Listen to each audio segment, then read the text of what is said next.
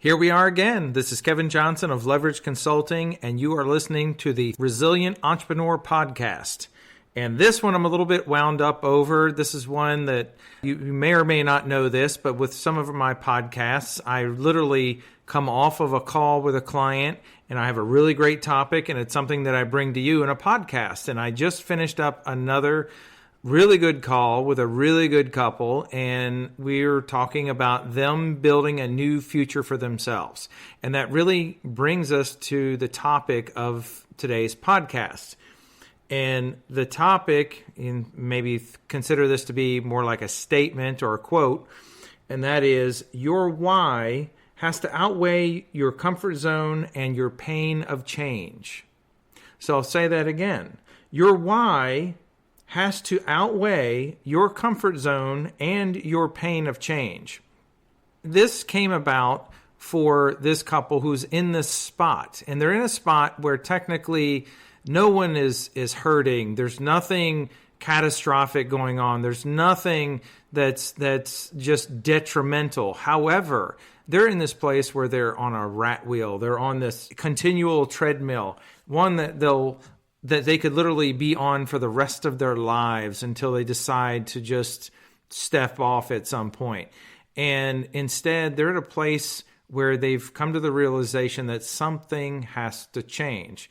And this is a place where they need to find, they need to define their whys. They know what they don't like. And if you know if you listen to the most recent podcast I did, I was talking about what are you for?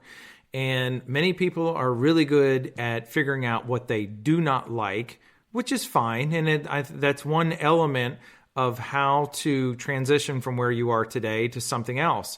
But that's just it. Many are willing to figure out or articulate or state what they don't like. But we have to take it to the next step and define what we do like and what we do want, which is why we have to come up with whys. It's the reason we need to come up with whys. And for example, one individual with a couple, they work 5 and 6 days a week, and it's very structured and routine, and there's very little getting away from it because they are the business. So if we stop the business, they stop the income, and they don't have a way to get away from this, but they want to be able to create a life to where they have more freedom and they're not constantly tied to their business and their practice, and they're not constantly having all these other responsibilities. So we were starting to discuss and talk about some of their ways or strategies. So we spent a lot of time going through what they do want.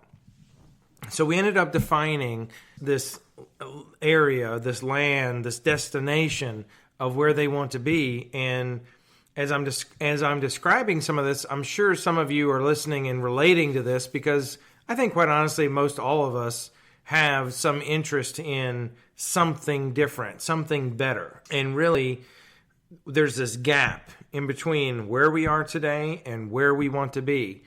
And whether, and most of it for us is how we jump that gap. How do we make that transition? How do we get over there? And as much as we'd love sometimes, there's analogies about once you make the choice, you burn the ships and there's no going back. And that mentality is great.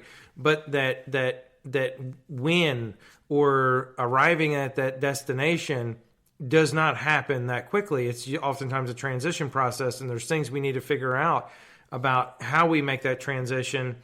And it's not a black and white event. It's not something where you flip a light switch and suddenly it's there.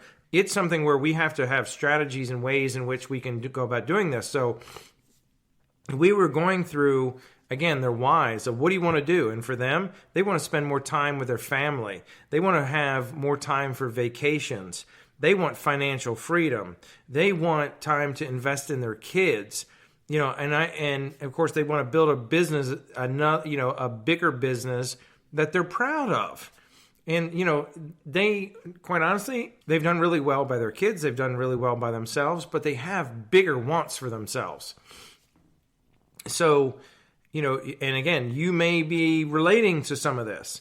And what we did was we started defining what their whys were with this, and then the strategies that feed into that so they can do it. So, sometimes people need to realize that, outside of your hours, meaning if you, in their case, where they're seeing clients, they needed to find a way to invest some time outside of client hours to make this happen. Sometimes we can condense a schedule that we already have. And, if you've heard the phrase work expands to fill the time, we might be able to salvage a few hours throughout the week, just a few hours. We're not talking about just firing all your clients. We're talking about saving a few hours and reserving them for your future so you can spend that time investing in that. We also talked about changing, the mix of the people that they see. So again, creating a little more financial freedom so they can invest still a few more hours in their future. We talked about how the one individual does so much for the family, and what if the family were able to help them out a little bit by picking up some of the things around the house so they could then again invest in the future. So we can outline all those things, but it's still, just because we have the strategies doesn't mean it's going to work, because then we have to actually do it. And that's what gets to the point of the why. Your reasons, your goals, the things that you want, they have to outweigh your comfort zone and your pain of change. Because as I stated in the very beginning, they're not in pain. They're not at this place where, we have these horrible issues going on around. No, they don't. But they just don't like where they're at. And the whys, those things that we want, that better relationship as a couple, that better financial freedom, that's got to outweigh, so that pain of change, meaning changing my schedule so I've got time to invest in my future. The whys have to outweigh that pain of that change, of changing the schedule. It's also got to outweigh, and as I said to the one, or said to both of them, I jokingly but also seriously said, I want you to repeat after me. No. You need to learn how to start saying no, because you have to say no to things that are going on right now that are preventing you from attaining a new and different future. And I knew that them saying this was like vinegar in their mouth. It just tasted terrible. And you could see like the discomfort in one of their faces, because they just don't like telling people no, or they don't like saying no. But their why has to outweigh that. Their why has to be such that it helps them overcome that discomfort of saying no, or just doing things differently because of what they've been doing it for 23 years.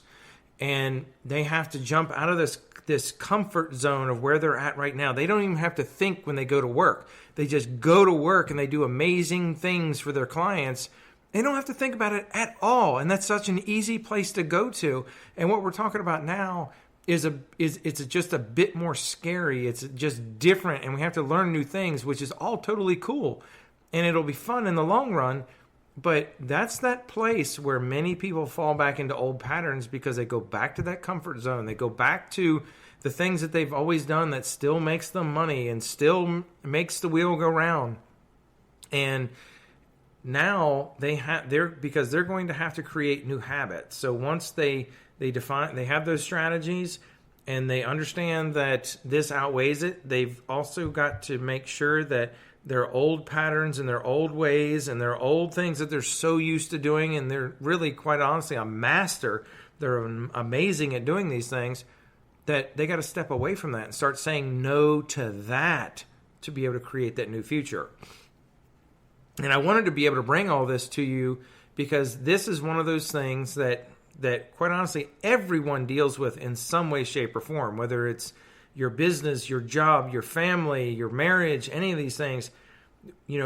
Again, your why has to outweigh your comfort zone and the pain of change. It all goes hand in hand. So, as I have said in other podcasts, if you have other topics or things that you'd love for me to cover, please let me know. But as I mentioned early on in this podcast, I'm going to be bringing things to you that comes literally straight out of my consulting interactions, calls, and visits with my clients, because I know it's real and it's tangible and it's things that many of you also deal with on a day-to-day basis. So that, my friends, was your Resilient Entrepreneur podcast for today.